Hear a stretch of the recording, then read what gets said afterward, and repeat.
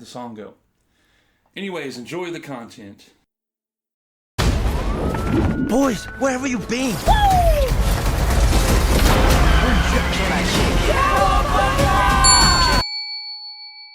Hello everybody, it's your boy the Punk with Taco Scribe with a second Turtles video for you. 2 Turtles videos back to back. And I don't know how else to segue into the topic other than just saying, this is just a good movie, man. I'll go even further and call this great. In terms of a theatrical Turtles movie, this is the best one in a very long time. Every aspect of it, each of which we'll get to individually, like character designs, animation, performances, music choices, all blends together so perfectly. This movie is such a good experience. Sorry, 1987 Turtles, but this is now my favorite iteration of the Turtles. These 4 Turtles, the characters as well as the actors themselves, just felt so real together. From what I understand, the 4 actors recorded together in one booth, which is not typically how voiceover is done. Typically it's done all separately, but these 4 were allowed to record together, and this allowed for them to really bounce off of each other. The camaraderie was made to feel so natural and nostalgic in a way, not just because they're the Teenage Mutant Ninja Turtles, but their banter back and forth kind of took me back to a time where I had a friend group like this. It took me back to that age. We talked over each other like this. We roasted each other like this. We, gave each other affirmations like this. It felt exactly like kids that age would be, whether siblings or friends. It was really impressive. We could do some of the songs for you. Yeah, I'm down. Really? That'd be great. Smooth like butter. Come on, guys. Smooth like butter. Criminal undercover. Now, if I had any critique about their voices at all, is that I would have given Donatello's voice to Michelangelo. Michelangelo, he's typically the goofy, cute, funny one. So I kind of felt like maybe Donatello's voice in this would have suited Michelangelo's a bit more, and sort of that, higher kid voice. But I mean, they did the performances rather great, so no complaints there. But I would have liked to seen how that would have worked out. I feel like that would have fit a bit more, but that's really about my only issue with the characterization of these turtles here. Furthermore, what I really liked was their design in this. Not only did they lean into the teen aspect of this by making them talk like teens, they look like teens too. And I think that makes them a lot more endearing, just for new kids in general just getting to the turtles. Having a good turtle design is no longer taken for granted, because we've had some turtle designs that were some choices. What? It's just an ordinary Krabby. Oh my goodness! 2 characters, however, that I liked even more so than the turtles themselves were April O'Neil and Splinter.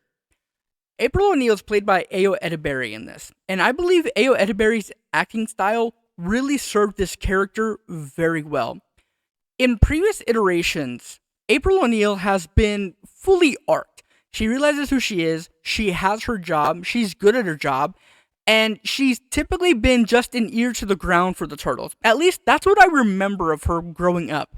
In recent years, they've sort of cut back on that, but that's sort of been what April's role has been, is just, this really hard-hitting ear to the ground for the turtles. This time around, she's their age, or at least presumably just a couple of years older, and she's still figuring out who she is. She's not the fully fledged, hard-hitting reporter yet. She's not fully realized who she is. She's trying to become what we will know her to become. There's this really funny thing in her backstory that is simultaneously really funny and also kind of gross, but it serves the character's arc in this, and of course she overcomes it. But it gives us a good arc to travel with her on. It was such a refreshing experience to have an April in a movie that was actually this fleshed out, this much of a character. Hi, Editor Punk here. Sorry, just had to clear something up.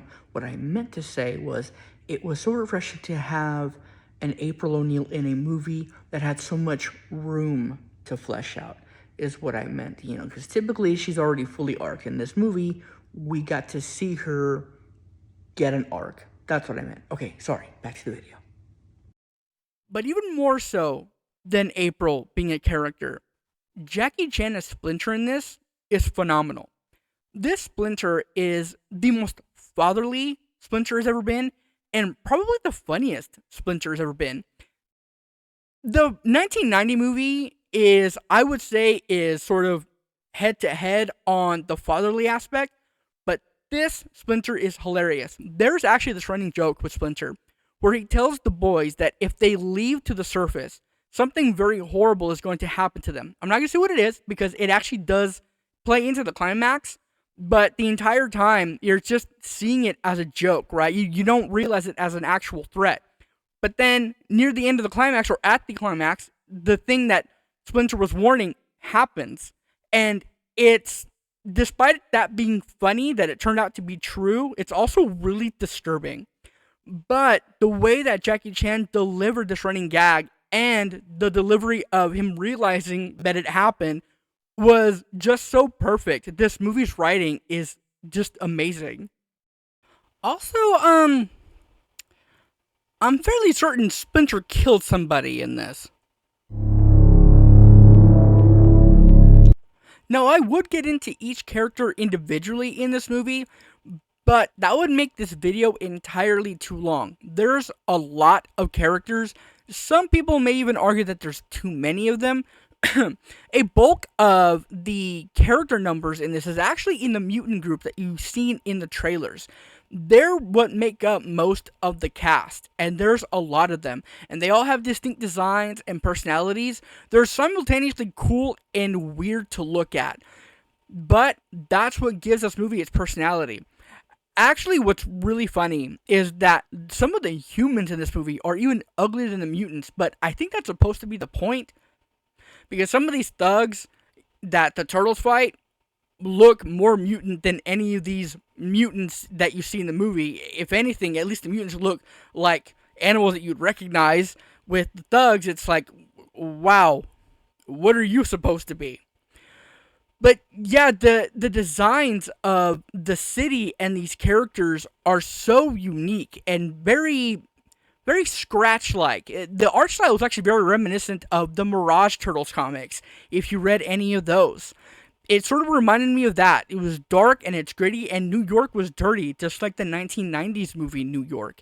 It was kind of a cool callback. They even have a poster that looks like the 1990s poster. I thought that was kind of cute that they did that. So we have a good team of turtles, great performances, really cool art that pops a personality, and great character designs.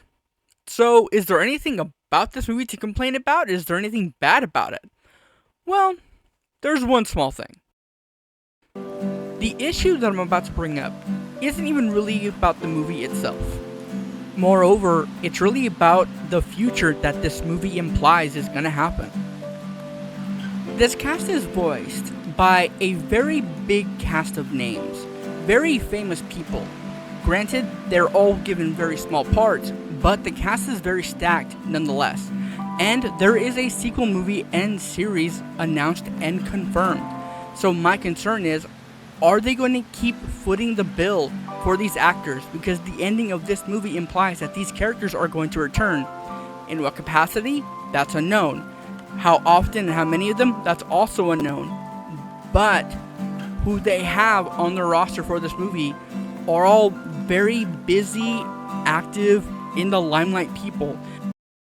Now, I have faith for the future of this iteration of the Turtles. I believe that series is going to work out just fine. I believe this sequel movie is going to be amazing, especially with what the post-credit scene teases.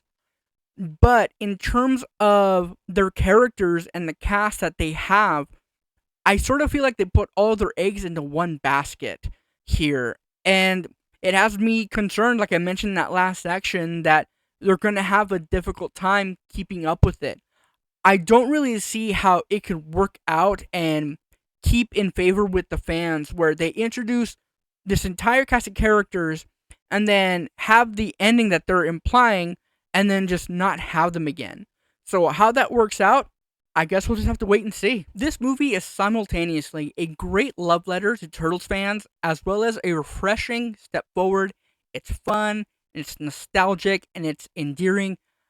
It may be my new favorite Turtles movie. When I reviewed it on Letterboxd, when I ranked it, I put it second, just after the 1990s movie, because that movie is just the best thing ever when it comes to turtle stuff. It just is. But if I see it again, Mutant Mayhem, I mean, it may actually be number one. What did you think of the movie if you saw it already? Or if you didn't, are you going to see it at all? Do you think it was as good as I felt it was? Do you feel like this iteration of the Turtles isn't what it should be at all? Let me know down in the comments. Let's talk everything Teenage Mutant Ninja Turtles down there. Anyway, that's going to do it for me on this review. If you liked it, give it a like. Hit the bell to get notifications when I put up more reviews. Subscribe if you're new. And be sure to follow all of my socials linked down in the description. I've been the Punk Otaku Scribe. And I'll see you in the next one.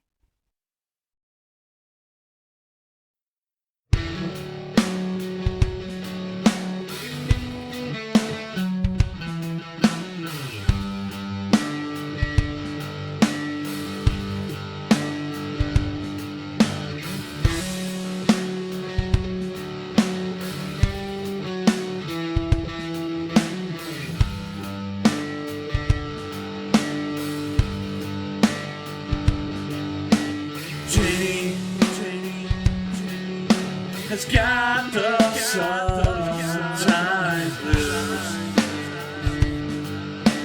She ain't more to lose. Everyone's a burden of bad news, crashing down on a good time.